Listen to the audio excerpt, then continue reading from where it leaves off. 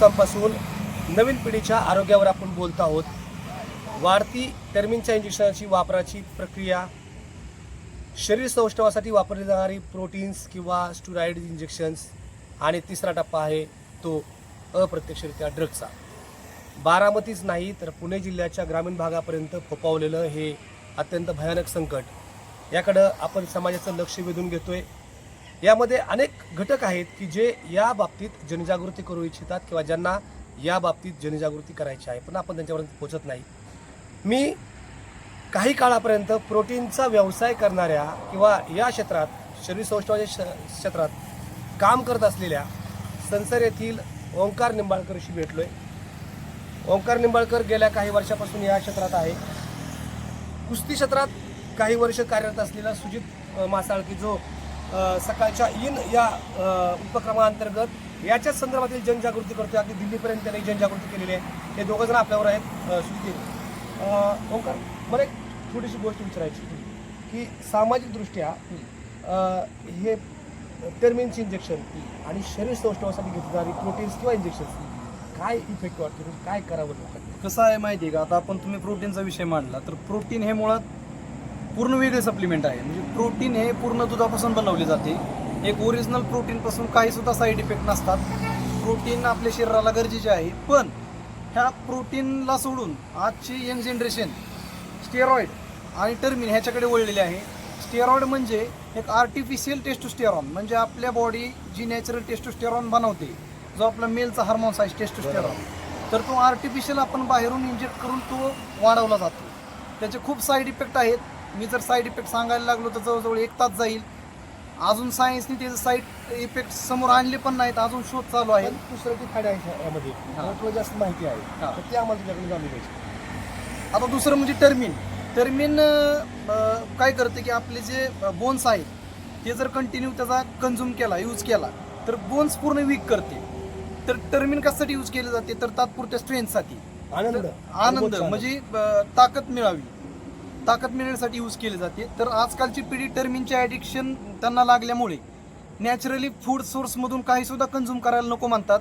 जे की पहिलं लोक जी व्यायामाच्या अगोदर जी फळं वगैरे खाऊन यायची, दूध प्यायची, अंडी खायची, त्याच्याकडे आजची पिढी वळा नाही। त्यांना आता व्यायाम करायला लागली की पहिले टर्मिन लागते, त्यावेळेस त्यांना व्यायाम करू वाटते। आता मी गेले 17 वर्ष, आज मला 17 वर्ष चालू आहे, मी ह्या क्षेत्रात काम करतोय, मी व्यायाम करतोय, तर मला अजून आठवत नाही मी एक फक्त सप्लिमेंटमध्ये प्री वर्कआउटचा एक डबा खाल्ला आहे। प्रोटीन मात्र मी रेग्युलर खातो, प्रोटीन हे नॅचरल आहे, पण टर्मिन मात्र मी कधीच यूज केलं नाही। मी वर्कआउटच्या आधी नेहमी फळं वगैरे खाऊन येतो, पण आजच्या पिढीचं इतकं वाटोळं झालेलं आहे टर्मिनमुळे, त्यामुळे आज पूर्ण पिढी उद्ध्वस्त होत चाललेली आहे। महत्त्वाचा मुद्दा आणखी एक राहिला, स्टेरॉइडचा वापर, ही इंजेक्शनची वापर उगवण्यासाठी काय, त्याचं काय? स्टेरॉइड हे तुम्हाला सांगितलं मी, आर्टिफिशियल हार्मोन्स जे आपल्या बॉडीत असतात ते वाढवण्यासाठी दिले जातात, किंवा आपली जे मसल आहे स्टेरॉइडचा मुळात यूज, स्टेरॉइड हे बनवले होते डॉक्टरांनी की जी बोन डेन्सिटी वीक आहे, ज्यांना आपण जो म्हणतो एड्स वगैरे असे आजार असतात, त्यांची मसल मास चांगलं वाढण्यासाठी स्टेरॉइड काढलेले होते। आणि त्याचा गैरवापर आजकाल होत आहे। प्रत्येक स्पोर्टमध्ये, प्रत्येक गेममध्ये ॲथलीट यूज करत आहे, ते कुठलाही विचार करत नाहीत। आमच्यासारखा जे एक्सपिरियन्स आहेत काही क्षेत्रामध्ये काम करणारे जुने, त्यांचेसुद्धा ऐकले जात नाही। आम्ही सांगण्याचा प्रयत्न करतो, पण त्यांना वाटतं की त्यांना अनुभव नसतो, त्याच्यामुळे ह्यांनी काय होणार नाही, हे आत्ता घेतलं की 5-6 महिन्यांनी ती बॉडीतून निघून जाईल, मग झालं आपली बॉडी होईल, थोडा दिखाव होईल, असं त्यांचे विचार असतात। पण स्टेरॉइड हे खूप हानिकारक आहे, त्याच्यापासून खूप साईड इफेक्ट आहेत। प्रत्येक बॉडीतल्या पार्टला ते इजा करतं, बॉडीतला नॅचरल सेक्शुअल लेवल पूर्ण डाऊन करतं, हार्मोनची पातळी पूर्ण इनबॅलन्स करतं। किती धोका आहे बघा। खरं तर हा सर्टिफाईड इन्स्ट्रक्टर आहे किंवा त्याविषयीच्या क्षेत्रामध्ये काम केलेला युवक आहे, त्याच्याकडं जो अनुभव आहे तो 17 वर्षांचा अनुभव आहे। तो सांगतोय ह्या गोष्टी अत्यंत घातक आहेत। माझ्याबरोबर सुजित मासाळ आहे, गेली काही वर्ष कुस्ती क्षेत्रात आहे आणि त्यापेक्षा महत्त्वाचं सामाजिक क्षेत्राच्या माध्यमातून, इनच्या माध्यमातून त्यानं दिल्लीत क्रीडा राज्यमंत्री रक्षा खडसे यांना सुद्धा हा प्रश्न विचारला। काय नेमका प्रश्न विचारला त्यांनी? काय मी सांगितलं होतं की प्रत्येक क्षेत्रामध्ये खेळाडूंना लवकर यश प्राप्त करण्यासाठी स्टेरॉइडचा टर्मिनचा वापर केला जातो आहे। की कसं ग्रामीण भागामध्ये रेसलिंगच्या म्हणजे गावच्या यात्रा असल्यानंतरनं प्रत्येकाला वाटतं की आपली कुस्ती चांगली झाली पाहिजे, प्रेक्षणीय झाली पाहिजे, आपल्याला लवकर रिझल्ट भेटला पाहिजे, त्यामुळे ग्रामीण भागातले कुस्ती क्षेत्रातील असतील किंवा बाकीच्या खेळाडू लवकर प्राधान्य मिळवण्यासाठी स्टेरॉइडचा वापर करतात. पण काही करत असतं मग सगळे करत नाही. हा ठराविक जे करतात, पण त्याच्यामुळं त्या खेळाकडे बघण्याचा दृष्टिकोन लोकांचा बदलला जातोय की जरी नॅचरली एखादा पहिलवान असेल किंवा बाकीचा खेळाडू एक असेल तरी त्याच्याकडे पण बघण्याचा दृष्टिकोन लोकांचा असं बनतोय की ही स्टेरॉइड घेतलं, इंजेक्शन घेतलं म्हणून एवढी चांगली कुस्ती करतोय किंवा त्याचं कुस्ती क्षेत्रातलं प्रदर्शन दाखवतोय. त्यामुळे बघण्याचा दृष्टिकोन सर्वांचा एकच राहतोय की ही नॅचरली नाही. एखाद्याने नॅचरली बॉडी जरी बनवली तरी त्याच्याकडे बघण्याचा दृष्टिकोन हीच राहतोय की ह्याने स्टेरॉइड घेतलं, इंजेक्शन घेतलं, बॉडी बनवली. मग ती एक खेळाडूकडून बघण्याचा एक दृष्टिकोन प्रत्येकाचा बदलला गेला ना, की जरी नॅचरल असलं तरी प्रत्येकजण तो वेगळ्याच अर्थाने दृष्टिकोनाने त्याच्याकडे बघितलं जातोय. मग मी दिल्लीमध्ये आमचं अधिवेशन होतं इन सकाळचं, तर तिथे त्यावेळेस रक्षा खडसेताईंना मी प्रश्न विचारला की ह्या स्टेरॉइडचं प्रमाण ग्रामीण भागामध्ये शहरा भागामध्ये जास्त प्रमाणात वाढलं जातंय, तर ह्याकडे शासन कोणत्या दृष्टिकोने पावलं उचलते की जेणेकरून ह्या स्टेरॉइडकडे लवकरात लवकर थांबल्या पाहिजे. खेळाडू असतील किंवा खेळाडू व्यतिरिक्तही जे बाकीचे युवक आहेत फक्त एक व्यसन म्हणून किंवा एक शॉक म्हणून त्या गोष्टीचा एक वापर करताय, त्या कुठेतरी थांबल्या पाहिजे. ह्या शासनाने पण ह्याच्याकडे लक्ष दिलं पाहिजे. तर त्यांनी आम्हाला आश्वासन दिलं की आमचं सरकारही ह्या गोष्टीवरती कठोर पावलं उचलणं आणि ह्याला कारणीभूत कोण राहते, जिम ट्रेनर. एकतर नवीन जिमला जाणाऱ्या मुलांना माहीत नसतं, त्यांचा फक्त प्रश्न ट्रेनरला विचारते की आमची बॉडी कशी बनेल. तर ट्रेनर लोक काय करतात, तुमची बॉडी बनवतो, तुम्ही ही इंजेक्शन घ्या, ही सप्लिमेंट घ्या, ही प्रोटीन घ्या.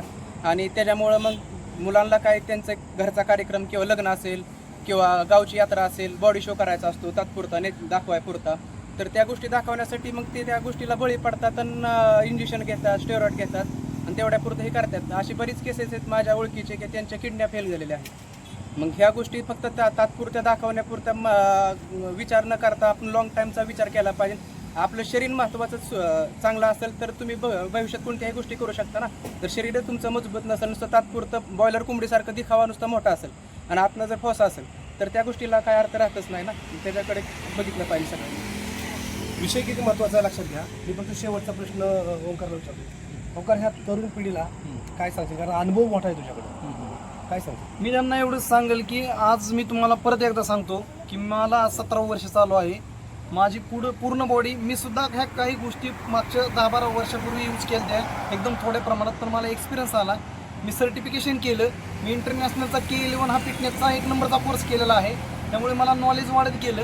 मी एवढंच सांगेल की ह्याच्या आहारी जाऊ नका. नॅचरली भले ही 5 वर्ष लागू द्या, 10 वर्ष लागू द्या, पण निश्चित चांगला प्रोटीनयुक्त डाएट घेऊन रोज डेली वर्कआउट करून शिस्तबद्ध तुम्ही सगळं रुटीन बसून तुम्ही निश्चित प्रकारे चांगली बॉडी करू शकता.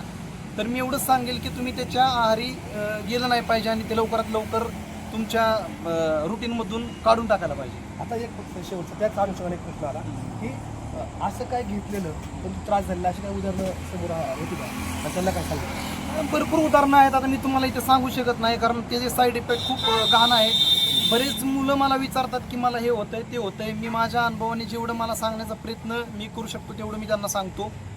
तर त्यांना भरपूर त्रास होतात, मी तुम्हाला आता इथे सांगू शकत नाही. पण त्यांनी पण योग्य वेळी काही जणांनी विचार करून ते बंद केले. त्यांचा साईड इफेक्टसुद्धा पूर्ण कमी झाला किंवा पूर्ण संपला. तर वेळच्या वेळी हे जर बंद केलं तर पूर्ण साईड इफेक्टसुद्धा कमी होऊ शकतात, पण ते लवकर बंद करणे गरजेचे आहे. बारामतीपासून सुरुवात झालेली आहे, पण आपण इंदापूर तालुक्यातल्या सुद्धा या लोकांशी भेटतोय की खरंच या गोष्टी किती घातक आहेत. पालकांनी जागा होण्याची ही वेळ आहे आणि गरज देखील आहे. कारण रस्त्यावरती जर तुम्ही आता टर्मिनची इंजेक्शन घेऊ लागलात तर वेळ आपल्या हातून जाण्याची परिस्थिती निर्माण झालेली आहे. आणि या परिस्थितीतून मात करायची असेल तर मुलांनाही या गोष्टीतून बाजूला काढलं पाहिजे. प्रशासनानं अत्यंत गांभीर्याने याकडे लक्ष दिलं पाहिजे. आणि सगळ्यात महत्त्वाची गोष्ट, पालकांनी आता एक जनआंदोलन उभा केलं पाहिजे, एक दबावगट निर्माण केला पाहिजे भविष्यातील पुढची पिढी वाचवण्यासाठी. धन्यवाद.